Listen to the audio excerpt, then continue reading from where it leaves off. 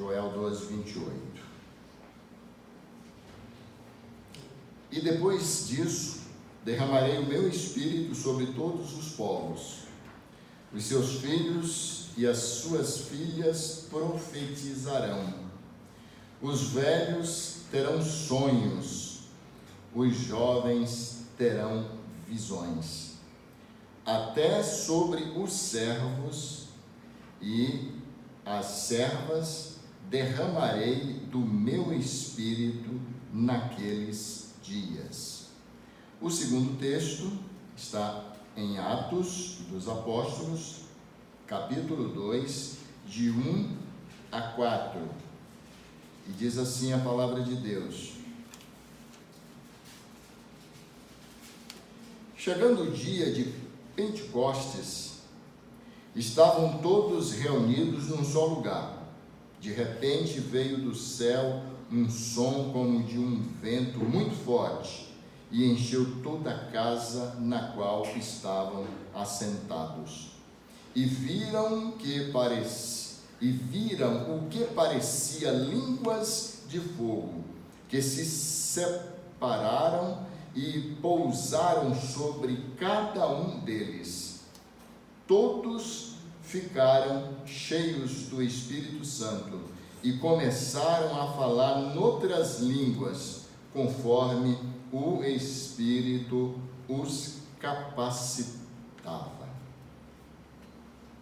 Pai, mais uma vez, carecemos da participação, da assistência do Teu Espírito sobre as nossas vidas, sobre as nossas mentes, os nossos corações, para podermos interpretar e aprender, extrair o máximo possível destes textos da Tua Palavra, que servirão para o nosso crescimento espiritual. Em nome de Jesus é que oramos. Amém, Senhor. Amém. Crescendo através dos sonhos e desafios. Meus irmãos, o texto que nós acabamos de ler em Atos dos Apóstolos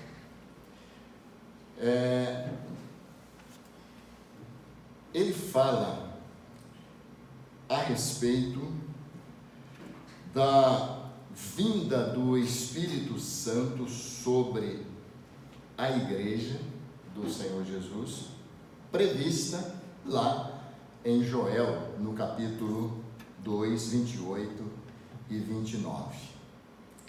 E é interessante que,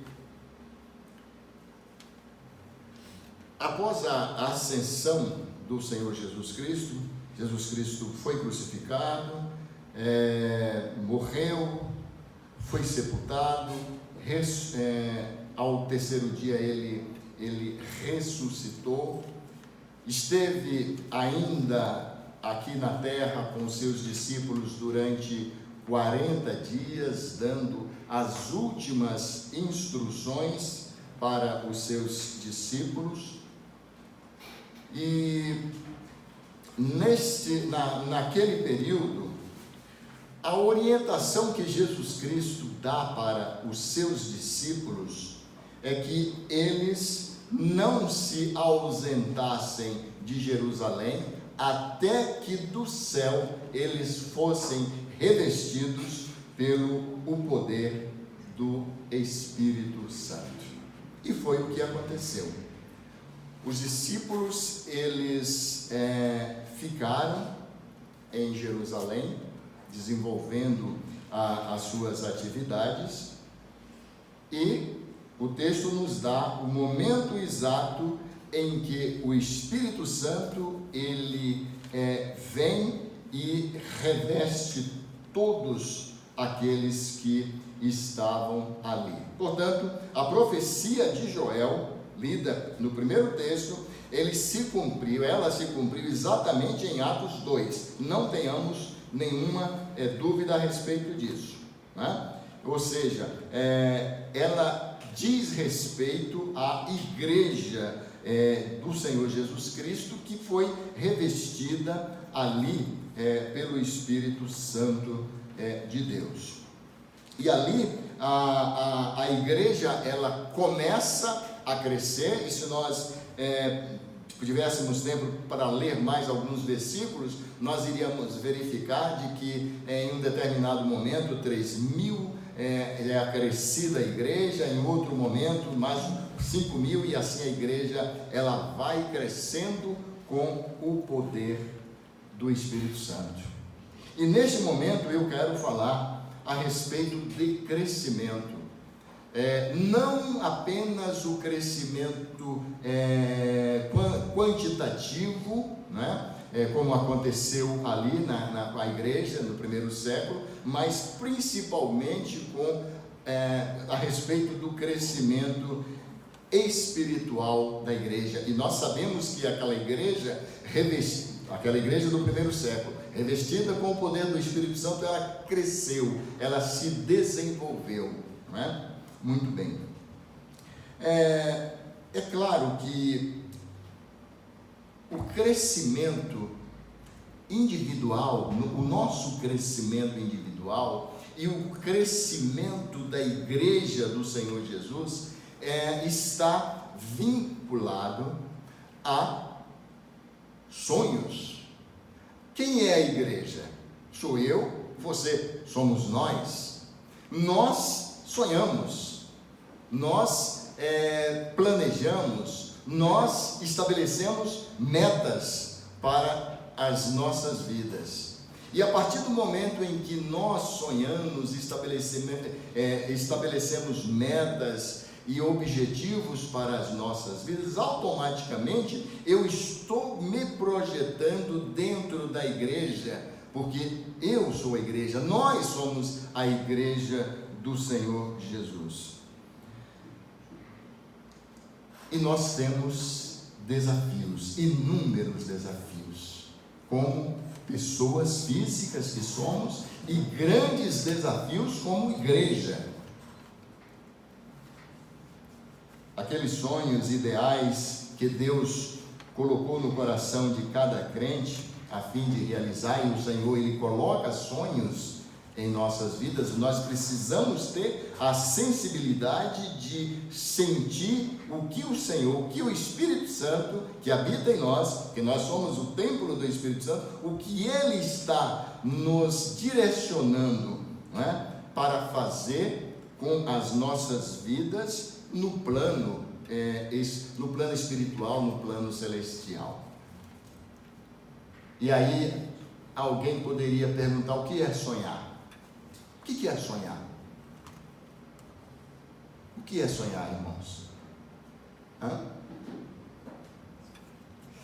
Vamos lá, vamos ver a definição. Sonhar é pensar com insistência, ter ideia fixa, é ser ousado, é ser obstinado. E o que é ser obstinado? Firme, persistente, relutante, pertinaz, teimoso, birrento, inflexível, irredutível. Uma pessoa que sonha, ela vislumbra o sucesso. E é verdade, uma pessoa que sonha, ela vê, ela percebe, ela vislumbra o sucesso que virá pela frente. Muito bem. Vislumbra o sucesso e a realização, e antegoza a realidade que outrora era considerada inatingível. Querem um exemplo? Aquele atleta que faz o salto em altura, e nós temos situações em que aquelas hastes, né, que balizam aquele esporte, elas às vezes são 2 vezes, 3 vezes maior que a altura do atleta, e ele vislumbra, não é, o desafio, aquela barra transversal, ele pensa, ele fixa naquilo, ele sai e se joga, e aquela vara, ela se enverga e vai subindo aos poucos, ele se inclina, fica quase que paralelo, né? E no seu sonho ele diz, eu vou conseguir, e naquele momento ele ultrapassa e cai do outro lado com o seu objetivo alcançado. Sonhar. Antes ele sonhou. Antes ele pensou naquele, eu preciso atingir aquela quantidade de metros pré-estabelecidos. Como é que estão os nossos sonhos, né? Consideramos algumas considerações importantes sobre os sonhos, ou sobre sonhar. Irmãos, somente os visionários sonham. Visionários, aqueles que têm ideias fixas, extravagantes, os excêntricos, os que têm visão. Os que têm visão. Sonham e veem os seus sonhos realizados. Os visionários. É claro que eu preciso estabelecer as minhas metas, os meus objetivos. Eu preciso sonhar para alcançar todos esses objetivos. Considerações importantes sobre os sonhos.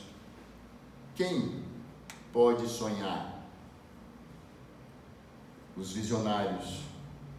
Os medrosos, os que estão em zonas de conforto, não sonham. Não sonham. Eles têm receio do insucesso. Eu estou na zona de conforto, por que eu vou me aventurar a este risco? E simplesmente eles não sonham, não arriscam.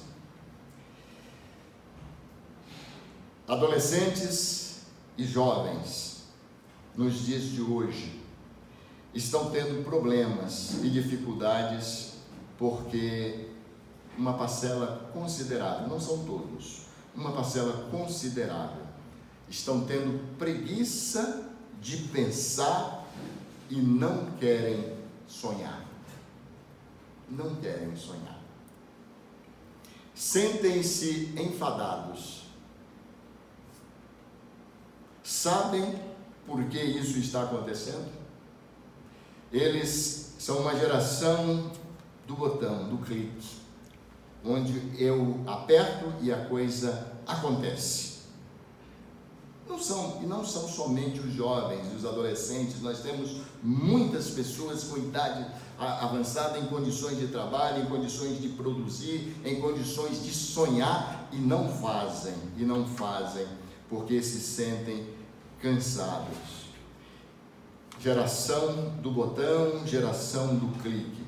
Se tudo é automático, por que eu preciso sonhar? Por que eu preciso parar para pensar, parar para sonhar? E aí nós vamos encontrar, ao nosso redor, situações, controles remotos, onde você clica, acontece lá.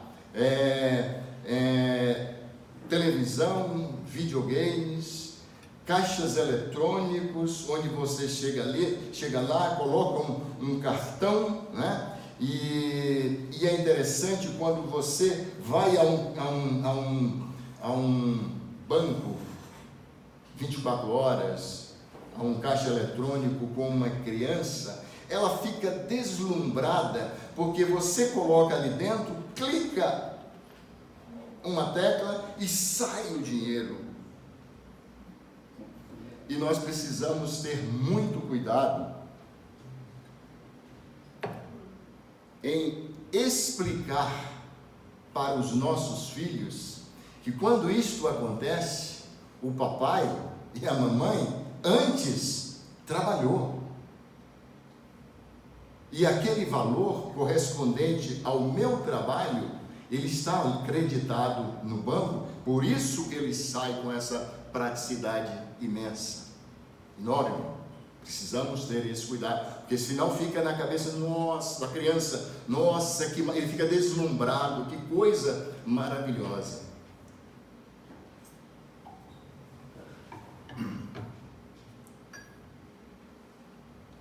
Hoje, meus irmãos, não existe mais lugar para a criatividade.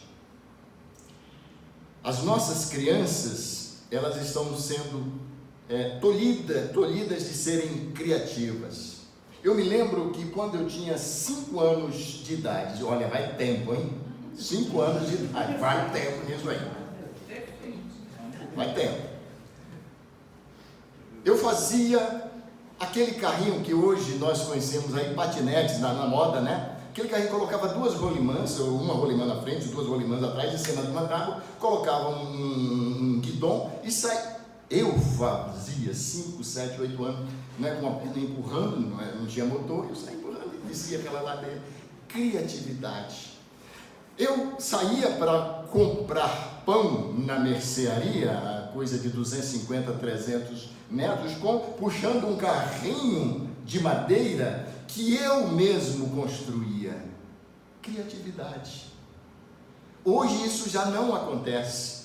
As nossas crianças não têm mais a oportunidade de ter a iniciativa de criar, de ter a criatividade, porque tudo está acontecendo muito rápido. Você chega numa loja, está ali, tudo você compra, está aqui, filho, está aqui, meu neto. É isso que está acontecendo. Precisamos ter cuidado com isso. Desenvolver a criatividade dos nossos filhos, dos nossos netos. Os sonhos são os combustíveis renováveis para a esperança. Quem sonha já deu o primeiro passo para mudar a sua realidade, para trabalhar com o inconsciente dos seus servos e também com o consciente. Deus dá sonhos e visões a eles. Nós cantamos um hino há pouco instante que fala sobre isso. Grandes líderes deste século cresceram no cenário mundial através de passos pequenos e gigantescos, porque tinham um sonho. E normalmente foram pessoas que saíram de camadas pobres da sociedade. São pessoas, e eu posso citar alguns. Lembram de Martin Luther King? Ele disse: eu tenho um sonho, o sonho de ver meus filhos julgados pelo caráter e não pela cor da pele.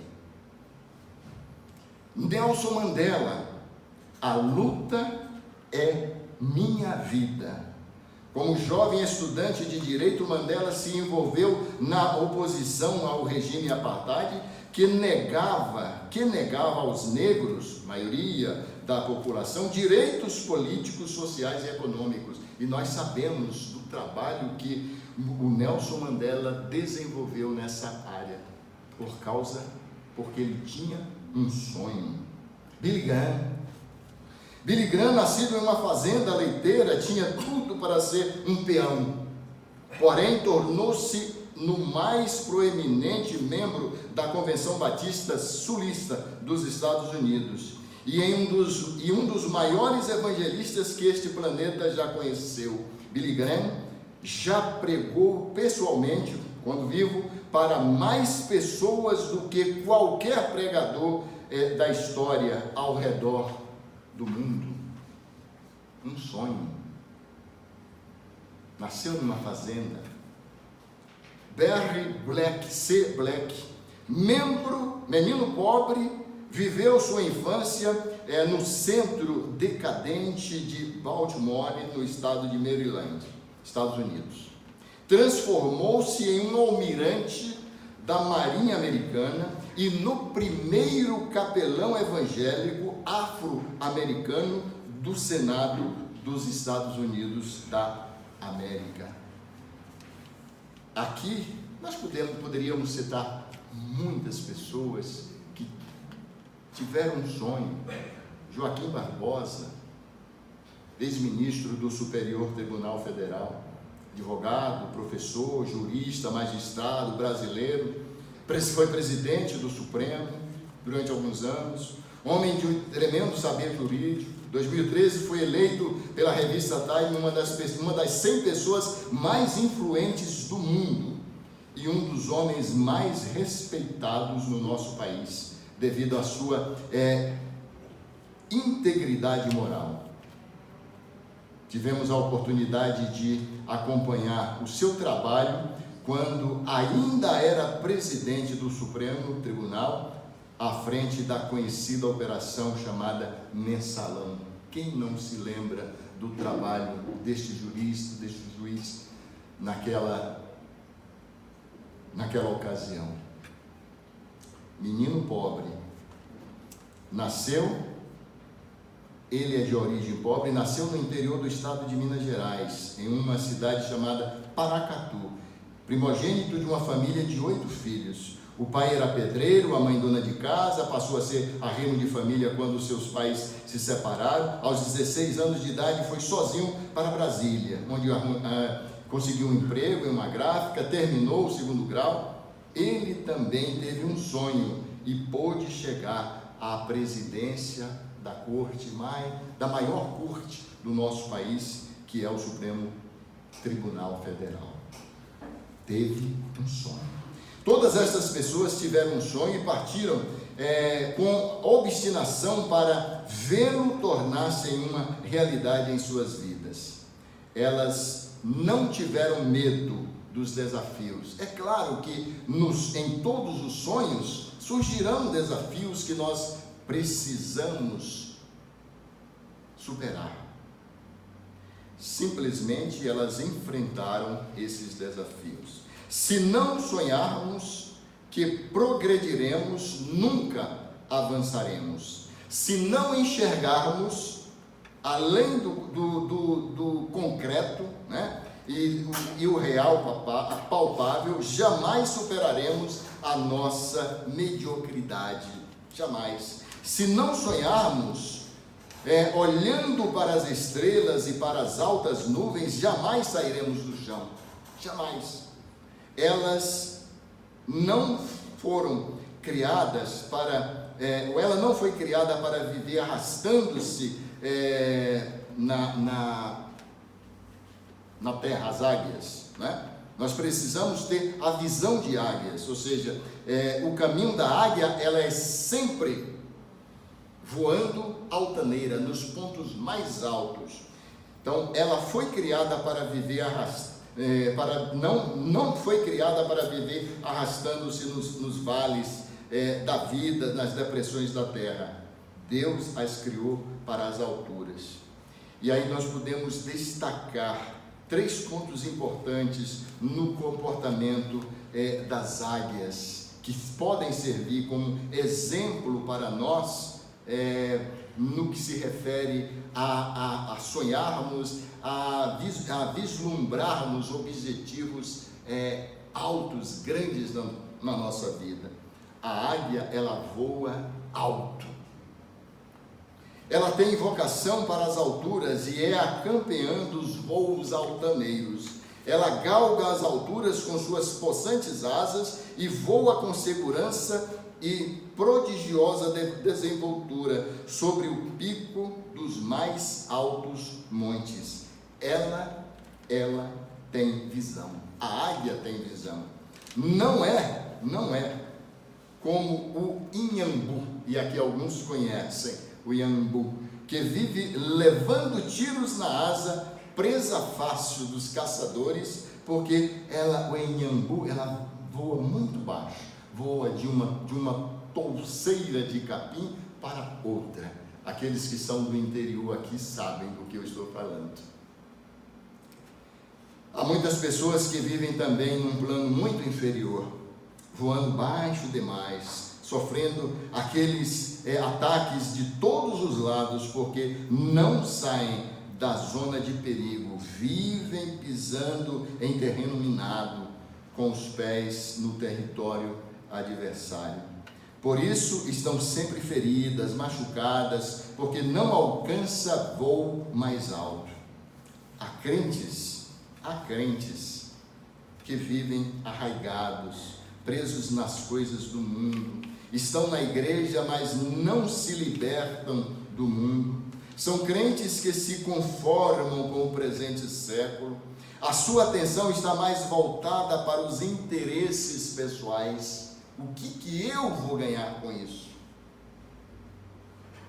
São pessoas de coração dividido, que querem servir a Deus, mas não estão dispostas a renunciar o mundo. Há crentes hoje que estão em amargura de espírito porque brincaram com a graça de Deus. Foram profanos e zombaram do pecado. E com o pecado não se brinca. Nós sabemos disso. Deus nos chamou, meus irmãos e irmãs, amados e queridas irmãs, Deus nos chamou para voar como a águia, diz o apóstolo Paulo. Portanto, se fostes ressuscitados juntamente com Cristo, buscais as coisas lá do alto, onde Cristo vive, assentado à direita de Deus. Pensai nas coisas lá do alto, não nas que são aqui da terra. Colossenses 3, 1 e 2. Temos falado sobre a dupla cidadania que nós temos aqui na terra, enquanto aqui estivermos. Nós somos cidadãos que temos duas cidadanias, a terrestre e a cidadania celestial. E muitas vezes, meus irmãos, nós damos muito mais prioridade para a nossa cidadania terrestre do que para as coisas celestiais. E nós temos que ter em mente sempre de que o que vai prevalecer no futuro, quando adentrarmos a vida eterna, o que vai prevalecer é aquilo que nós fizemos para o reino de Deus aqui na terra, dentro da nossa cidadania celestial. A águia, ela voa cada vez mais alto. Ela tem uma característica muito importante: o seu segundo voo é mais alto do que o primeiro, o seu terceiro voo é mais alto do que o segundo. Ela sempre se esforça para voar mais alto. Com isso, ela tem uma lição muito profunda a nos ensinar. Se os que confiam no Senhor são como a águia, então nós não precisamos ter uma vida de altos e baixos. Há muitos crentes que são instáveis demais. Sua fé oscila como a onda do mar, não se firmam, não crescem. E Paulo, escrevendo aos Romanos, lá no capítulo 8, 37, ele diz assim: Deus não nos chamou para vivermos um projeto de derrota e fracasso. Com Cristo obteremos triunfos. Com Ele somos mais do que vencedores. Romanos 8, 37. A águia voa acima da tempestade. O tempo está escuro, as nuvens estão densas, presença de trovões e raios. A águia voa acima dessas nuvens escuras e carregadas. Temos também em nossa jornada muitas tempestades, muitas delas são ameaçadoras, perigosas. E, meus irmãos, é insensatez viver abaixo da borrasca e sofrer os efeitos catastróficos das tempestades que a vida nos oferece. Se podemos voar alto e desfrutar tempos de refrigério e bonança nos braços do Deus vivo e verdadeiro, então por que não voarmos alto? Por que ficarmos na parte mais baixa, recebendo toda a pancada que vem das tempestades que a vida coloca diante de nós? O segredo, na hora da crise, é voar um pouco mais alto e agasalhar-nos debaixo das asas do Deus onipotente. Ele é o nosso alto refúgio, Ele é nosso lugar seguro, Ele é o nosso abrigo no temporal. É um hino que nós temos do cantor cristão. Qual é, meus irmãos amados, o nosso sonho? Que tipo de realidade nós enxergamos no dia a dia? Qual é a nossa realidade? Nossa vida, nossos problemas, nossas dificuldades e preocupações, tudo parece mais um pesadelo. É preciso nos desligarmos disso tudo e com os olhos da fé, guiados pelo Espírito de Deus, que está em nós, e firmados nas promessas de Cristo, voarmos sonhando alto, sonhando grande. Consideremos alguns pontos relevantes quanto aos sonhos que podem elevar o nosso espírito. 3 deles, bem rapidinho. Primeiro, é preciso resistir aos destruidores de sonhos. A gente sabe disso. Há os destruidores seculares de sonho, ou seja, a influência social do meio em que nós vivemos. Muitas vezes nós sonhamos alto, queremos progredir, queremos crescer, mas o ambiente social em que nós vivemos nos segura, então impede que nós deslanchemos. 2, há os destruidores eclesiásticos de sonhos. São os que fazem parte do chamado partido político dos pessimistas evangélicos, ou seja, PPE, partido político dos pessimistas evangélicos, onde você quer fazer alguma coisa, você tem um sonho, você quer se desenvolver, mas existem aqueles que estão te segurando, que estão de alguma forma impedindo o seu crescimento. 3, há os autodestruidores de sonhos. São ora os crentes medrosos, ora os crentes autossuficientes. A autossuficiência não nos leva a lugar nenhum. O próprio Jesus Cristo disse o seguinte: sem mim nada podeis fazer. Portanto, devemos levar em consideração que os nossos sonhos podem sofrer a tentativa de serem despedaçados. Então, acredite que sonhos despedaçados podem ser consertados. O Deus que cremos é o Deus da restauração. Ele restaura vidas, famílias, igrejas, nações e também restaura sonhos. Que exemplos nós temos de restauração de sonhos? Lembremos de Abraão. O tempo parecia ter enferrujado o seu sonho. A tentativa com a serva Agar foi um desastre. Mas Deus restaurou os sonhos daquele homem, daquele patriarca. José, no início os seus sonhos foram por água abaixo, porém o Senhor restaurou todos eles. E José chegou à posição que nós conhecemos, que é relatada pela palavra de Deus. Meus irmãos, lembremos de uma coisa: nunca chegaremos ao lugar que nunca sonhamos. Nunca chegaremos ao lugar que nunca sonhamos. Nunca avançaremos se não ultrapassarmos as portas que Deus vem nos abrindo. Tem aberto para cada um de nós. E não são poucas essas portas, são muitas. E agora eu quero lhe perguntar o seguinte: qual é o seu sonho no tocante à sua vida secular? O que você pretende fazer ainda com a idade que você tem? Dá para fazer muita coisa. Jovens, adolescentes, adultos, dá para fazermos muita coisa.